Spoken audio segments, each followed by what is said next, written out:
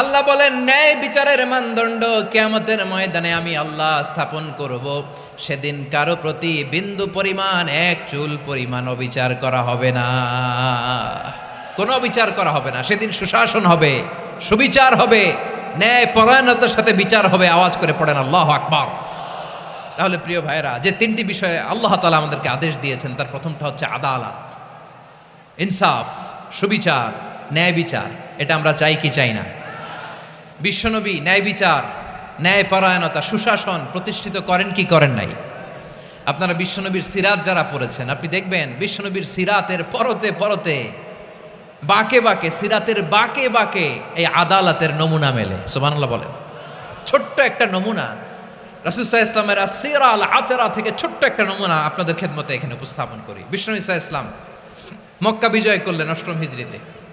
মক্কা বিজয় শেষের দিনই কয়েক সপ্তাহ মক্কাতে অবস্থান করলেন। ইন দ্য মিন টাইম মক্কার একটা ভেরি প্রেস্টিজিয়াস অ্যান্ড ডিগনিফাইড ফ্যামিলির নারী চুরিতে ধরা পড়ল। কিসে ধরা পড়ল? সবাই বলেন কিসে? আমাদের সমাজে আসেনি এটা? আছে? ছোট না বড়?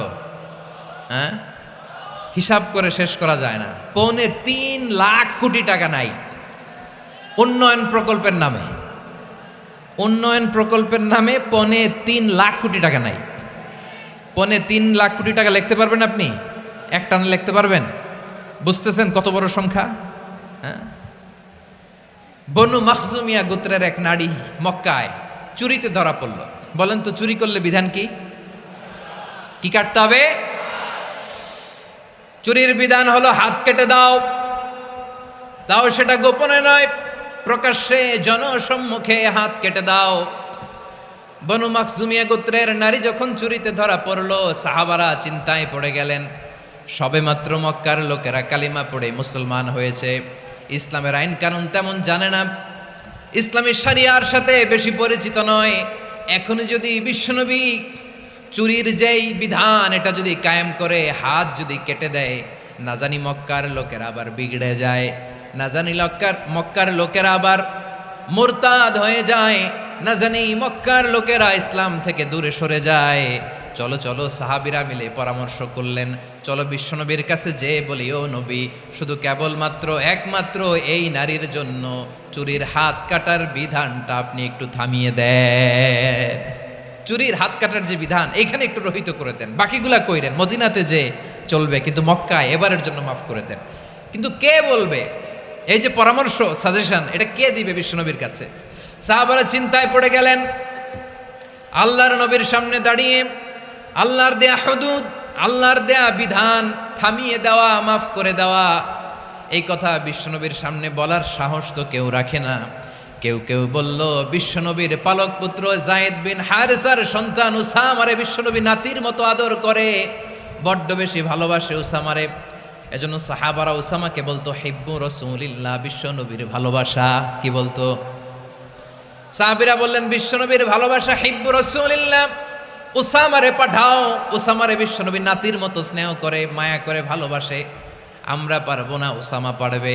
সবাই মিলে ফুলিয়ে ফুসিয়ে ওসামাকে, ছোট্ট ওসামাকে রাজি করালো। ওসামা, এমন এমন কথা যে তুমি বিশ্বনবীর কাছে বলতে হবে, পারবা নাকি? ওসামা বলে, পারবো।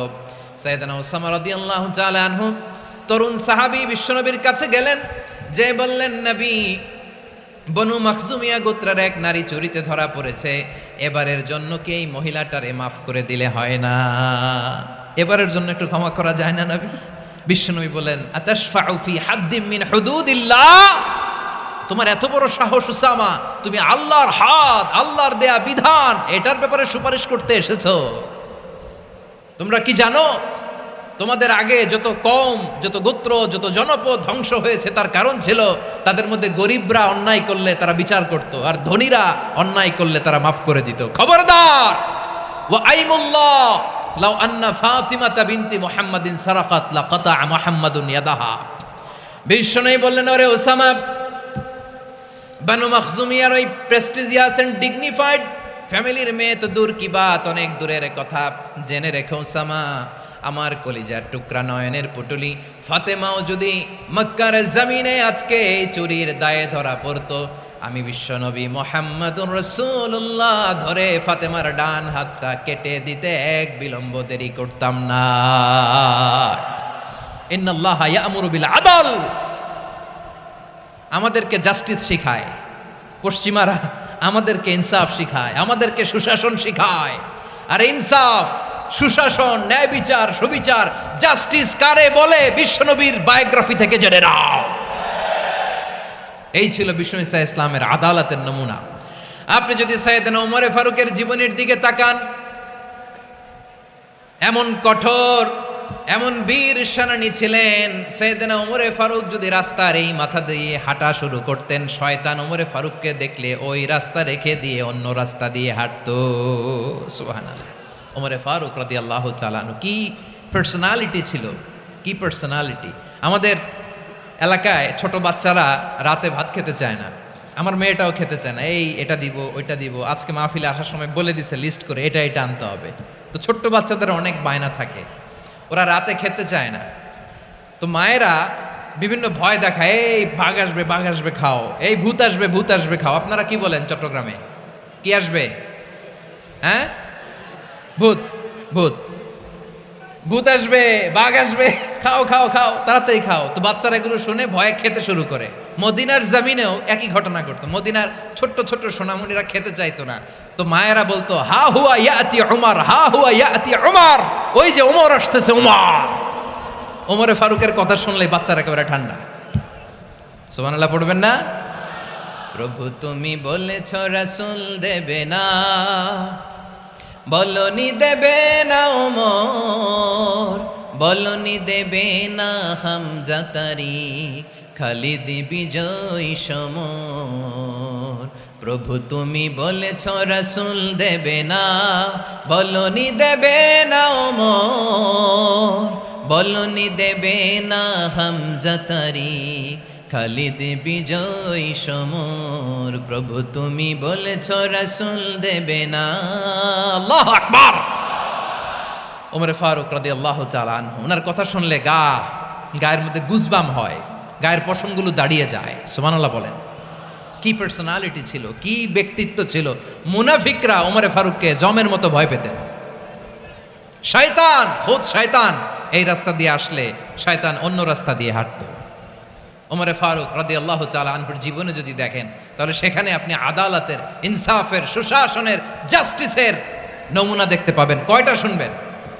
সাইয়েদনা ওমর ফারুকের রাদিয়াল্লাহু তাআলা আনহুর সন্তান আব্দুর রহমান মিশরে মদ খেয়ে মদ্যপ অবস্থায় ধরা পড়েছে। মদ খাওয়ার কারণে, মদ যদি কেউ পান করে আর যদি প্রমাণিত হয়, তার বিচার হলো 80 বেত। আওয়াজ করে বলেন কয় বেত? বাংলাদেশেও তো এই আইন আছে নাকি? বাংলাদেশে আছে? হ্যাঁ, মদ খাইলে 80 বেত, এই আইন বাংলাদেশে চালু হোক। আমরা চাই কি চাই না? চাই সবাই। এজন্যই তো ইসলাম ভাল লাগে না। ইসলামকে ভাল লাগে না। ইসলামকে আউট করে রাখতে পারলেই তো এরকম বড় বড় বোতল খাওয়া যায়। একেবারে সহজ, পানির মতো সহজ, হিসাব একেবারে সহজ। ওমর ফারুক রাদিয়াল্লাহু তাআলা আনহুর ছেলে ভুল করে মদ পান করে ফেলেছিলেন। আব্দুর রহমান, ঘটনা ঘটেছে মিশরে। মিশরের গভর্নর তখন আমর ইবনুল আস রাদিয়াল্লাহু তাআলা আনহু। আব্দুর রহমানের ভাই যে গভর্নরকে বলল, গভর্নর যদি একটু দয়া করেন, খলিফার ছেলে আমার ভাই আব্দুর রহমান মদ্যপ অবস্থায় ধরা পড়েছে, জনসম্মুখে যদি আপনি বেত্রাঘাত করেন আমাদের প্রেস্টিজ থাকে না, যদি 80 বেত আপনি মারেন আমার কোনো কথা নাই, কিন্তু ঘরের ভেতরে মারেন। আব্দুর রহমানের ভাইয়ের সুপারিশ শুনে সাইয়েদনা আমর ইবনুল আস রাদিয়াল্লাহু তাআলা আনহু রাজি হয়ে গেলেন। ঘরের ভেতরে লোকচক্ষুর আড়ালে 80 বেত তিনি মানলেন। কিন্তু ঘটনাক্রমে এই কথা লুকিয়ে লুকিয়ে ঘরের ভেতরে 80 বেত মারার কথা সাইয়েদনা ওমর ফারুক মদিনা থেকে জানতে পারলেন। মদিনা থেকে তিনি ফরমান জারি করলেন, এই বিচার যেমনটি আমর ইবনুল আস আদায় করেছে, এটা প্রকৃতপক্ষে আদায় হয় নাই। আসো সবাই মদিনায় আসো, আমর ইবনুল আস মদিনায় আসো, আব্দুর রহমানও আসো, সবাই আসো, জনসম্মুখে এই বিচার কার্যকর করতে হবে। সাইয়েদনা ওমর ফারুক মসজিদে নববীর পিলারের মধ্যে নিজের ছেলেকে বাঁধলেন, আবার জনসম্মুখে 80টা বেত তার গায়ের মধ্যে মারলেন। মাজমুয়ে ফাতাওয়া ইবনে তাইমিয়া রাহিমাহুল্লাহ উনি এটা নকল করেছেন। এটা সবচেয়ে বিশুদ্ধ মত। আরো অনেক মত আছে, মারা গেছে কবরের উপর, ওগুলো বাদই দিলাম। কেমন খলিফা ছিলেন, কেমন খলিফা! পশ্চিমারা তোমরা জাস্টিস আমাদেরকে শেখাও, ইনসাফ কারে বলে সুশাসন আমাদেরকে তোমরা শেখাও। ওমরে ফারুক রাদিয়াল্লাহু তাআলা ওইটাকে, ওই বিচারকে তিনি ধর্তব্য মনে করেন নাই। মদিনাতে এনে আবার জনসম্মুখে আবার 80 বেত মেরেছেন। মিশরে ওমরে ফারুক রাদিয়াল্লাহু তাআলা আমর ইবনুল আসকে গভর্নর করে পাঠালেন। সেখানে আমর ইবনুল আসের ছেলে একটা প্রতিযোগিতায় রানার আপ হয়েছে। এক মিশরি সেখানে চ্যাম্পিয়ন হয়েছে। রানার আপ বুঝতে পেরেছেন তো? রানার আপ সেকেন্ড হয়েছে, এক মিশরি হয়েছে চ্যাম্পিয়ন প্রথম। কিন্তু গভর্নরের ছেলে ও জিততে পারে নাই। ও রাগে ওই মিশরির গায়ের মধ্যে কয়েকটা লাঠি দিয়ে বাড়ি মেরেছে। মিশরি যে মদিনাতে ওমরে ফারুকের কাছে বিচার দিলেন, আপনার গভর্নরের ছেলে অন্যায়ভাবে আমার গায়ে হাত তুলেছে। সাইয়েদনা ওমরে ফারুক আবার ফরমান জারি করলেন, আসো মদিনাতে আসো। মিশরীকে ডাকলেন। ওই মিশরের গভর্নর আমর ইবনুল আস রাদিয়াল্লাহু তাআলা আনহুকে ডাকলেন, তার ছেলেকেও ডাকলেন। সবাই বসে রইল। আমর ইবনুল আস রাদিয়াল্লাহু তাআলা আনহু মাথা নিচু করে বসে আছেন, লজ্জায় কাচুমাচু। হায় হায়, আজকে আমার ছেলের কারণে আমিরুল মুমিনিন খলিফাতুল মুসলিমিন ওমরে ফারুকের কাছে আমি জনসম্মুখে লজ্জিত হচ্ছি। সাইয়েদনা ওমরে ফারুক বললেন, এই নাও লাঠি। গভর্নরের ছেলে তোমার মাথার মধ্যে যতগুলো বাড়ি মেরেছে, আজকে জনসম্মুখে তুমি অতগুলা বাড়ি মারো। মিশরি বলে, থাক, আপনি যে ডেকে আনছেন সবার সামনে এটা বলছেন, এতেই আমি খুশি। আল্লাহু আকবার! আপনার মহানুভবতা দেখে আমি খুশি, আর অপমানের দরকার নাই। ওমরে ফারুক বলে, না, খবরদার, এই কথা মিশরি তুমি বলো না, মারো, যতগুলা বাড়ি মেরেছে মারো। বাধ্য হয়ে মিশরি আমর ইবনুল আসের সামনে ওনার কলিজার টুকরা সন্তানের মাথার মধ্যে বাড়ি মারতে আরম্ভ করলেন। ঠিক যতগুলা বাড়ি গভর্নরের ছেলে আমর ইবনুল আসের ছেলে মিশরির গায়ে মেরেছিল, মাথায় মেরেছিল, মিশরি গুনে গুনে ততটা মারলেন। এই দৃশ্য দেখে ওমরে ফারুক রেগে মেগে আগুন, রাগের চোটে রাগ সামলাতে না পেরে, আর নিজেকে সামলাতে না পেরে মিশরিরে বললেন, ছেলেরে মারা শেষ হয়ে গেলে এবার বাবার টাক মাথার মধ্যে কয়েকটা বাড়ি মার। রাগের চোটে, আউট অফ অ্যাঙ্গার, রাগের চোটে, যে আমার পাঠানো গভর্নর আমর ইবনুল আস তার ছেলেকে কেন আদব তারবিয়া কেন শিক্ষা দিতে পারে না। ছেলেরে মারা হইলে এবার আমর ইবনুল আসের মাথার মধ্যে দুইটা মারো। এটা রাগে বলেছেন, এটা শাস্তি হিসেবে না। সুবহানাল্লাহ পড়ে। তোমরা আমাদেরকে সুশাসন শিখাও, আমাদেরকে সুশাসন শিখাও। বিশ্বনবী বলেন, আদল এটা যেন তেন বিষয় না, এটা দিয়েই মানবিক সমাজ গড়তে হবে। আল্লাহ তাআলা কিয়ামতের কঠিন ময়দানে, যেদিন স্বামী স্ত্রীকে চিনবে না, স্ত্রী স্বামীকে দেখে পালিয়ে যাবে, বন্ধু বন্ধুরে চিনবে না, পীর সাহেব মুরিদরে চিনবে না, মুরিদ পীর সাহেবরে চিনবে না, দলের কর্মী তার নেতারে চিনবে না, নেতা তার কর্মীরে চিনবে না, বন্ধু বন্ধুরে দেখে পালাবে। এই কঠিন মুহূর্তে সূর্যটা মাথার কাছে চলে আসবে, জমিনটা তামার জমিন হবে। আজকের জমিনের মতো নয়। মানুষ ঘর্মাক্ত, ক্লান্ত, শ্রান্ত মাথার মগজগুলো কানের ছিদ্র আর নাকের ছিদ্র দিয়ে বেয়ে বেয়ে পড়বে। বিশ্বনবী ফরমান, কিয়ামতের ওই কঠিন ময়দানে 7 শ্রেণীর ব্যক্তিকে রব্বুল আলামিন তার আরশের নিচে ছায়া দিবেন। তার মধ্যে প্রথম শ্রেণীর ব্যক্তি হলো ইমামুন আদিল। ইমামুন আদিল, ন্যায়পরায়ণ শাসক, যে ইনসাফের সাথে বিচার করে, যে জাস্টিস সমাজে সার্ভ করে, যে সুশাসন নিশ্চিত করে, ওই ইমামুন আদিল। আদিল শব্দটা বুঝছেন না? ইন্নাল্লাহা ইয়া'মুরু বিল আদল, পাইছেন? আদিল। 7 শ্রেণীর ব্যক্তিকে আল্লাহ তাআলা সুশীতল আরশের নিচে ছায়া দিবেন, যেদিন তার দেয়া ছায়া ছাড়া কোনো ছায়া থাকবে না। এর প্রথম হচ্ছে ইমামুন আদিল, ন্যায়পরায়ণ শাসক। চিল্লায় বলেন সুবহানাল্লাহ। আবার বিশ্বনবী বললেন, ইন্নাল মুকসিতিনা ইনদাল্লাহি আলা মানাবির মিন নূর আন ইয়ামিনির রহমান। কিয়ামতের দিন যারা ন্যায় পরায়ণ হিসেবে আল্লাহর সামনে দাঁড়াবে কিয়ামতের দিন, রব্বুল আলামিন তার আরশের ডান দিকে ওই ন্যায় পরায়ণ লোকদের জন্য আরশের ডান দিকে একটা নূরের মিম্বারে তাদেরকে বসার সুযোগ করে দিবে।